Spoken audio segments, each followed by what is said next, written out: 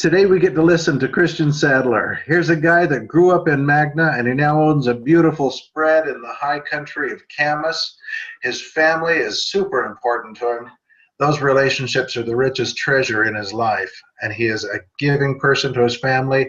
He's a giving person to his community here in Utah, and we know he's a giving person to us at Team Elevate. He is a product of our product, which is, of course, real estate education. Christion has done deals throughout our area and has been very successful. On the marketing side, Christion has really learned how to kick it. And this morning, he's with us to show us how we can rise in our success as well. Let's kick it, Christion. Good morning. Good morning, Ron. Can you hear me okay? We can hear you. All right, perfect. Well, thank you so much for everything that you do. Thank you for starting off these calls and being here and making sure that we're up and going and moving forward. And today, I wanted to do an open forum call, an open forum webinar, so to speak. So what I would like to do is, first of all, it sounds like we need to get somebody on mute that has a lot of background noise. You might have water running in the background, or you might be driving down the road. I'm not sure which. And then what I want to do is I want to open it up for you guys to share with me any topics you would like to cover, any questions that you have, any ways that you would like assistance in your business, and we're going to mastermind it with me at the lead, but with all of us together. Let's mastermind and let's figure out how we can take you to the next level. So what you'll want to do is take yourself off of mute. We've got one person that needs to put themselves on mute. You've got water running in the background, or you've got a really loud computer fan or whatever it is. We've got some background noise. And then we want somebody else to come off of mute and share, where would you like this morning's call to go? How can we best serve you? Where are you falling short in your business, or what's working well?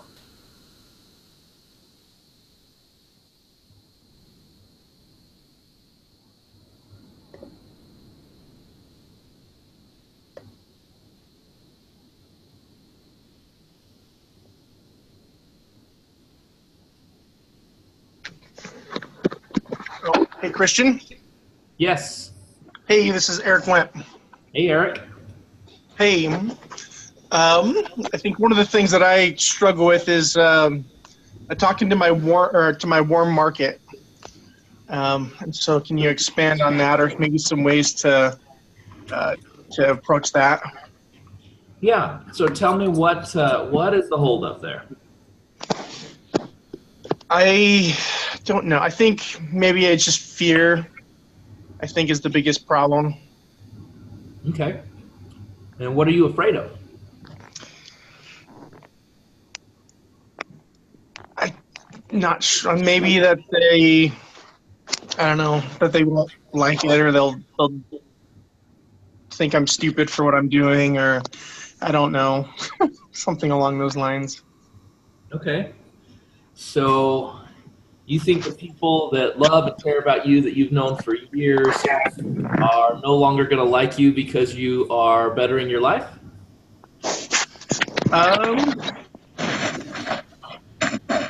Not necessarily in that, not that, but they'll, I don't know. I just need to just do it.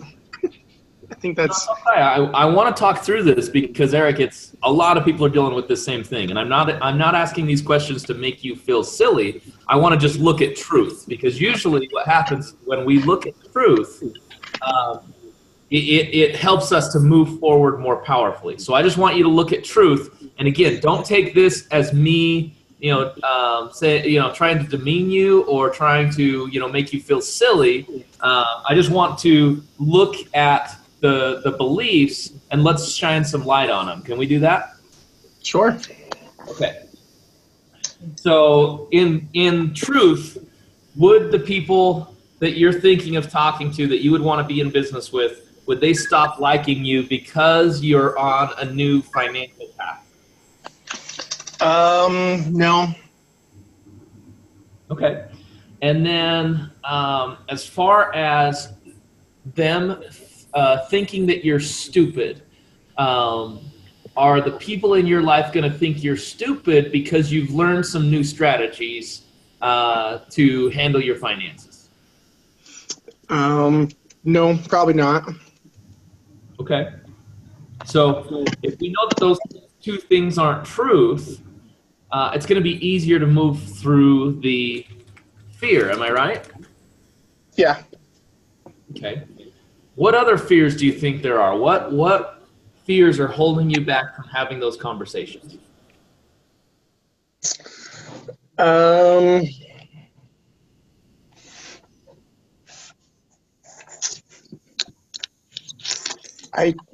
I'm not sure. Okay. Have you had any of those conversations as of yet? Yeah, I've approached some of my warm market, and they've had, they've come down to, a couple of them have come down to events, but they didn't, they weren't super interested in what we were doing. Uh-huh.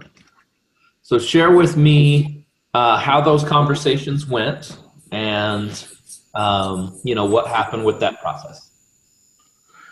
Let's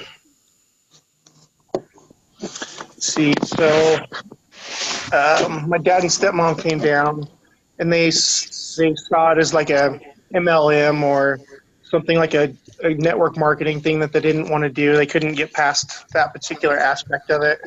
Mm-hmm. And so that's been their big holdup so far. So tell me about how you started the conversation with them, how you had the conversation, and then the conversation afterwards.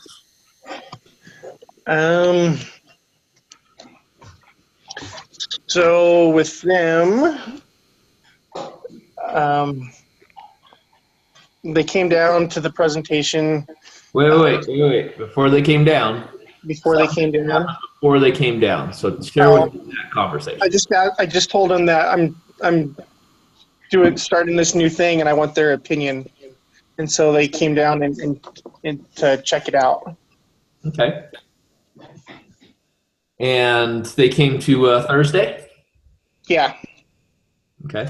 So when you said, hey, I want your opinion, what did they say? They said, sure, we'll come down and check it out. Okay, cool. And so then they came down, and then after the presentation, what was the conversation? What did they say? Yeah, they said it was interesting, but they had more questions and something. Yeah, so they were not super interested in it, but they were like, oh, yeah, that's kind of cool. And so they were just kind of lukewarm at that point. Okay. So they didn't think you were stupid, though, right? Nope. And obviously they still like you, I'm guessing, right? Yeah. Yeah. And I mean, overall, it probably wasn't that uncomfortable, because it sounds like their conversation wasn't mean or rude. They actually were interested. They just were unsure. Is that right? Yeah. Okay. Because it sounds like, I mean, based on what you shared with me about that conversation afterwards, I mean, there's actually still some interest there. So as you continue to progress and drip, little successes on them, they may still come down, show up, and get started. Am I right? It's possible. So do more. What's that? Do more. Do more what? Just do more. Like in your business, just do more. Oh, yeah. Accomplish more things. Talk to more people. Approach more of your warm market. Continue to share with people the powerful strategies that you're learning, and you're going to get more results. Yep. So I think a lot of it Eric, and this goes for everybody on the line, so I appreciate you being bold enough to come out and talk about it, is getting back to the 4 core beliefs, right? So Yeah. if you believe that this is the best income opportunity on the planet, right? If you believe that everybody needs what we have, if you believe that you're doing them a favor by even inviting them down, and then if you believe that it's their loss if they say no, when you truly embody those beliefs, like when you hold them as true core beliefs in your mind, you're not going to have an issue talking to and sharing with the people that you know and that you care about. So what you might want to do is, first of all, re-go over those 4 core beliefs. And second of all, go start seeking out some testimonials, right? Either live when you're talking to people, or go online and just start looking at a whole bunch of Renata's testimonies. Because when you start realizing how lives are changing because of this opportunity, because of this education, and because of this program, it is going to be, it's gonna reinforce the whole reason you're here in the first place. And again, it'll reinforce those 4 core beliefs.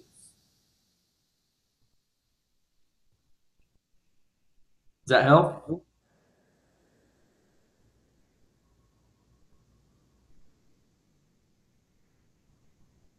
Still there, Eric?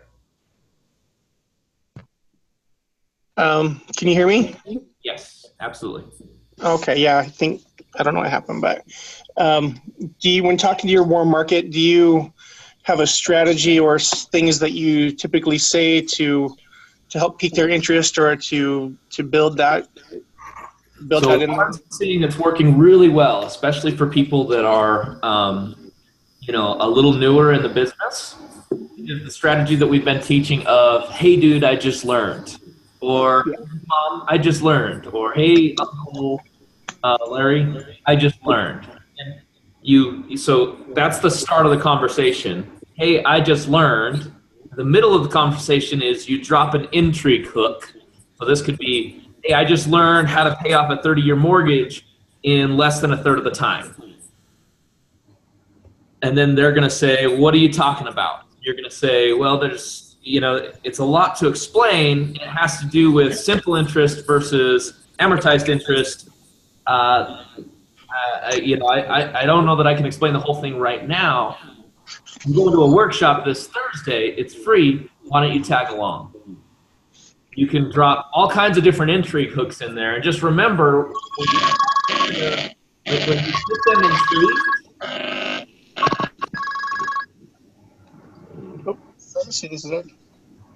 when you get them intrigued, don't fulfill that intrigue. The anesthesia. Let's see, and we've got somebody else off of mute that I just can't find. Anyways, hopefully that helps, Eric. You utilize that strategy. Hey, I just learned, and then whatever that is, and it's powerful.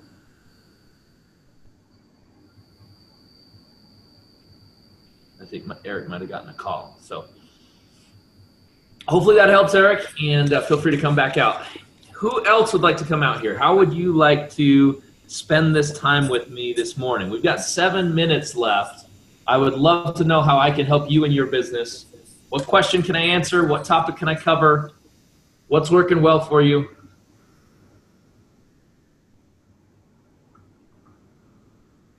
You'll have to click unmute on the screen. You have to unmute yourself.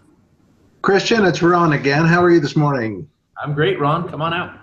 Hey, one question. When you were first starting out, we learned so many things that it's like drinking from a fire hose, and that is such a good analogy, because we just seem to get drenched with everything, and we want to go so many different directions. What was one of the first things that really was helpful to you that we could apply to our lives? Sure. So for me, I think one of the most helpful things was my mentors or my affiliates, my guides in this business, when they turned it over to me and they let me kind of figure it out. So I'll give you an example. I remember I had just bought like 100 leads. I bought 100, and I think they were resumes at the time. So I bought 100 resumes that I was going to call. These were leads that I was going to talk to about the business. And I came into my five-star affiliate's office, and they were about to have a meeting, kind of a leadership meeting. And I just came to him and I said, "Hey, I just got these leads. I'm wondering if you could help me with a script." And he was very kind. He wasn't rude about it, but he just said, "Oh, don't worry about it. You got this. Here's what I'll do for you. Write down 5 questions. Ask those questions in a conversational manner, and then say, sounds like you might be a good fit for what we're doing. We should probably meet, shouldn't we?" And then book them for a presentation. And I took that little script and I've built it into something, much more powerful. But it kind of motivated me to realize, okay, he's not going to be there for me. He's not going to be doing the calls with me. He's not going to be,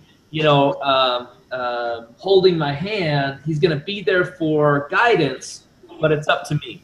And so I went up and I started making those phone calls, and I sat for days. Every day I would go into that office and I would dial and I would dial and I would dial and I would dial and I would dial. And I just kept going until I got results, right? And then as I got results, I was able to analyze what type of leads I was getting, and I was able to realize there's probably better leads than resumes, for example. So I started, and I guess not just started then. I had already been putting out, roadside signs and flyers, those types of things. And so I was able to see that those people who had approached me, who had called me wanting more information, those people were higher quality. They were, showing up more consistently. They were, they were the ones that were actually getting involved in the business and buying their education. And so because of that, I was able to start, because I just kept going until I got results, I was able to analyze what was working better, and I was able to do more of that. So I don't know if that helps you or not, but I was willing to throw enough mud at the wall until something stuck. And then as I saw what was sticking, I was able to increase that and do less of what was not producing results. Even though at first, the majority of my time was spent in efforts that were yielding very little, almost no results. Because I kept going, I was able to recognize that and see that and adjust over time. So to rephrase that kind of, by doing you were learning, right? Absolutely. Thank you. And this is where I've seen this day, time and time again, track your numbers. Like if you're just willing to track your numbers, even if you're just making like little slash marks on a piece of paper, track the number of the calls that you're making, how many people you're talking to, how many you're getting invites and commitments, how many are showing up. And if you'll do that, if you'll track each part of the process, first of all, you can go to a leader like me or Michael or anybody else, and we can actually help you pinpoint what's going on in your business, and we can help you adjust. Second of all, you probably don't even need us, because you can look at those results for yourself and say, oh, that's my breakdown. I need to do more here, or I need to make an adjustment there. So track your numbers. Somebody else was just coming out. Come on out. Hey, yes, Christian, this is Jess Mickelson. Hey, Jess. I just want to make a quick call out to everybody who was on the call and listening to you talk to Eric. And what I really want them to do is to start listening to themselves and their own self-talk, okay? Because when Eric was mentioning that he was afraid that people would think that he was stupid, that has something to do with something going on inside of him. Notice that even when you started questioning him, he didn't really think that people thought that he was stupid. But what really is going on is the underlying core beliefs. And there's a part inside of Eric that he feels a sense of that people will think that because of his own self-beliefs. And so if you hear yourself saying limiting beliefs and limiting things that say, this is my excuse, this is why things are not working for me, there's probably something, a component inside of yourself. And so that's just kind of because nothing will work, okay? Like he can try 1,000 contacts, keep talking to them, and if he continues to believe that they think he's stupid, then he'll keep thwarting himself. And so he has to get over that enough. Or sometimes it's the system itself grabs them and it picks them and they get to a happy result, but he's standing his own way. Yeah, and part of that is oftentimes we can overcome those very simply by asking ourselves what is truth. And that's really what I was trying to get at, is you can ask yourself those same questions. When you're having a hesitation to taking an action, ask yourself, what is holding you back? And then if you say, well, it's fear. Well, what am I afraid of? I'm afraid of my warm market feeling I'm stupid. Well, will they feel like you're stupid because you are choosing a new financial path? The answer is no. Okay, great. So there's something else going on there, but now that I've addressed and looked at truth, I can move forward in a more powerful direction. That's one of the fastest paths, in my opinion, to overcoming some of those beliefs is just asking yourself, what is truth? And just filtering down those questions, and usually we can figure it out pretty quickly and take action. And here's what I've found. The quickest path out of negative thoughts, the quickest path out of procrastination is action. Regardless of what that action is, you've got to start. And once you start in the process, you'll start to get in the flow of the process. I've found time and time again, even for myself, even to this day, sometimes I have stuff that is and I don't, it's underlying crap that's stopping me from taking the actions, and I'm procrastinating. And as soon as I just force myself to do a phone call, then I'll do the next phone call and the next phone call and the next phone call, and pretty soon I get into the flow. So if I do the first phone call and nobody answers, I say, well, I can do one more, right?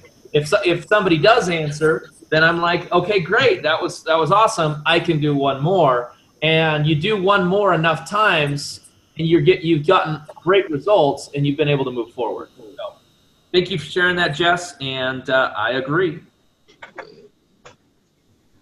All right, folks, I've got to jump over to a leadership call with the PIT team. So appreciate you guys being on here. It is Think Thursday. Think rich, do rich, be rich. Thanks for joining us.